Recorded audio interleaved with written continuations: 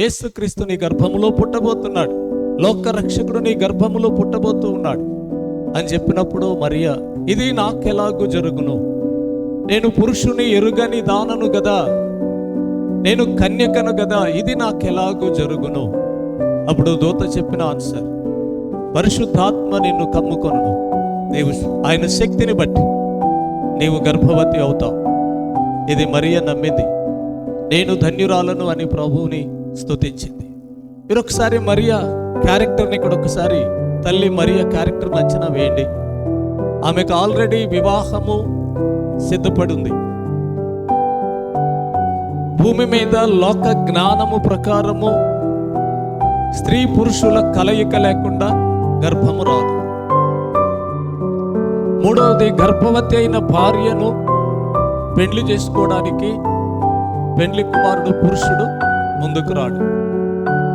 గర్భవతి అయినటువంటి కన్యకగా ఉండి గర్భవతి అయిన మరియ విషయంలో బంధువులందరూ వెలివేస్తారు, ఎంత నీచంగా మాట్లాడతారో.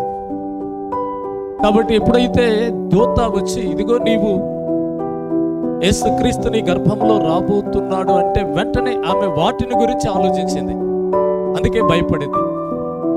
కానీ మరియా ఆత్మ సంబంధి, ఆమెకు దేవునితో చాలా అవినాభావ సంబంధం ఉంది. అందుకే దేవుడు దూతను పంపించారు. మీరు ఇదే విషయం యోసేపు దగ్గరికి వెళితే యోసేపుకు దూతను పంపించారు, దర్శనమిచ్చి దర్శనంలో దూత ద్వారా మాట్లాడించారు. ఎందుకంటే యోసేపు, నేను మరియను అవమానపరచకూడదు, లోకంలో అవమానపరచబడుతుంది, నేను రహస్యంగా ఆమెను విడిచిపెడదాం అనుకున్నారు, శరీర తత్వం.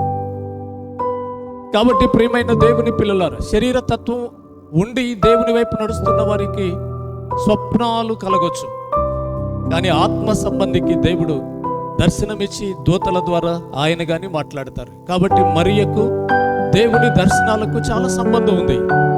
అందుకే దేవుని దూత చెప్పిన వెంటనే మరియ ఒప్పుకుని నేను ధన్యురాలనుంది.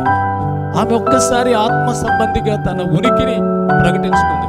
నేను నా భర్తకు భయపడను, చేసుకున్నా చేసుకోపోయినా పర్లేదు, లోకానికి భయపడను, నా బంధువులకు నేను భయపడను, నన్ను నిందించే వారికి అవమానించే వారికి నేను జడియను, నేను నా దేవుని పనిలో పాలు పొందుతున్నాను, రాజ్యభారముతో రాబోతున్నా నా ప్రభువుకు నేను జన్మనిస్తున్నాను, నేను ధన్యురాలనని ప్రభువుని స్తుతించింది. ఆమె ఆత్మ సంబంధి.